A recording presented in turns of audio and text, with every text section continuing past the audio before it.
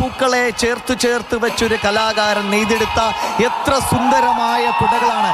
കുടമാറ്റം എന്റെ പ്രിയ പ്രേക്ഷകരെ നിങ്ങൾ നേരിട്ട് കാണുക തന്നെ വേണം. അതെ, മെറൂൺ നിറത്തിലുള്ള ഈ കുടകളുമായി നിറത്തിലാണ് മറുപടി. പൂക്കൾക്ക് പാറമേക്കാവിന്റെ പൂക്കൾ നിറഞ്ഞ കുടകൾക്ക് ഒറ്റ നിറത്തിൽ സ്വർണ്ണവർണ്ണത്തിന്റെ വരകൾ ചേർത്തുള്ള കുട. തൃശ്ശൂർ പൂരം ഒരു വൈശാഖോത്സവമാണ്. അക്ഷരാർത്ഥത്തിൽ തൃശ്ശൂർ പൂരം ഒരു വൈശാഖോത്സവമാണ്. ആ വൈശാഖോത്സവത്തിൽ വസന്തർത്തുവിന്റെ പല ഭാവങ്ങളും നിരന്തരം സമ്മാനിച്ചുകൊണ്ട് ഈ കുടമാറ്റം നമ്മളുടെ മനസ്സ് നിറയ്ക്കുന്നു. ഈ മുഴുവൻ മനുഷ്യരുടെയും ലോകത്തിന്റെയും മനസ്സ് നിറയ്ക്കുന്നു. പാറമേക്കാവിന്റെ കുടകളെ നോക്കൂ, അതിൽ നിറയുന്ന പൂക്കൾ, ആ പൂക്കൾ ഓരോ മനുഷ്യന്റെയും മനസ്സിലാണ് നിറയുന്നത്. ആ മനസ്സിനെ ആ മറ്റൊരു വസന്തോത്സവമാക്കി മാറ്റി തീർക്കുന്നു. ഈ പുതിയ മനുഷ്യൻ പിറക്കുകയാണ് ഇവിടെ. ഈ പൂരം കഴിഞ്ഞ് പോകുന്നവർ വന്ന പോലെയല്ല പോകുന്നത്, പുതിയൊരു മനുഷ്യനായി കൂടുതൽ വിനയാന്വിതനായി വീണ്ടും രൂപങ്ങളിലേക്ക് കിടക്കുന്നു. വിഘ്നേശ്വരനെ നേരത്തെ തിരുവമ്പാടി വിഘ്നേശ്വരനെ അവതരിപ്പിച്ചെങ്കിൽ മറ്റൊരു ഭാവത്തിൽ ഗണപതിയെ അവതരിപ്പിക്കുകയാണ്.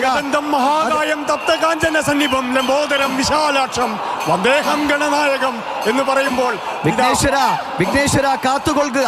ഈ കുടമാറ്റത്തെ, ഈ പൂരത്തെ ഒരു വിഘ്നങ്ങളുമില്ലാതെ പൂർണ്ണതയിലേക്ക് എത്തിക്കാൻ നിന്റെ സാന്നിധ്യം ഇവിടെ ഉണ്ടാകണമേ എന്ന പ്രാർത്ഥനയോടുകൂടി നേരത്തെ തിരുവമ്പാടി ഗണേശനെ ഉയർത്തിയെങ്കിൽ മറ്റൊരു ഭാവത്തിൽ വിഘ്നേശ്വരനെ ഗജകേസരികൾക്ക് മുകളിലാണ് ഗജേശ്വരനെ ഉയർത്തുന്നത്. അങ്ങനെ അതിമനോഹരമായ കാഴ്ച. രൂപങ്ങൾ പതുക്കെ പുറത്തേക്ക് ഓരോ വിഭാഗവും അവതരിപ്പിച്ചു കൊണ്ടിരിക്കുകയാണ്. ഇതാ കണ്ടില്ലേ, ഏറ്റവും മനോഹരമായ കാഴ്ചകൾ. ഇതിൽ ഓരോ രൂപവും വരച്ചെടുക്കാൻ, അത് രൂപപ്പെടുത്തിയെടുക്കാൻ അതിന് ഓരോ കലാകാരനും എടുക്കുന്ന പരിശ്രമം. കുടമാറ്റം എന്ന് പറയുമ്പോൾ ഒരുപക്ഷെ പ്രേക്ഷകർക്ക് തോന്നാം കുറേ കുടകൾ, പല വർണ്ണത്തിലുള്ള കുടകൾ. പക്ഷെ അതല്ല, ഇത് ജീവിതത്തിന്റെ പല സാധ്യതകളെയാണ് മഴവില്ലഴകുള്ള കുടകളുമായായിരുന്നു ഇത്ര നേരം തിരുവമ്പാടിയെങ്കിൽ ഇതാ നേരത്തെ പറഞ്ഞതുപോലെ വിളക്ക് തെളിയാൻ തുടങ്ങിയിരിക്കുന്നു. തെക്കേ ഗോപുരനടയിൽ പശ്ചാത്തലത്തിൽ വിളക്ക് തെളിയുമ്പോൾ ഇനി കുടകളുടെ ഇത്ര നേരമുള്ള ചന്തമല്ല, ഈ വിളക്ക് ഇനി കുടകൾക്കുള്ളിലും തെളിയാനിരിക്കുന്നത്. തിരുവമ്പാടി അടുത്ത കുട ഉയർത്തുന്നു. വീണ്ടും കുങ്കുമവർണ്ണമാർന്ന കുടകൾ ആകാശത്തേക്ക് ഉയർത്തുന്നു.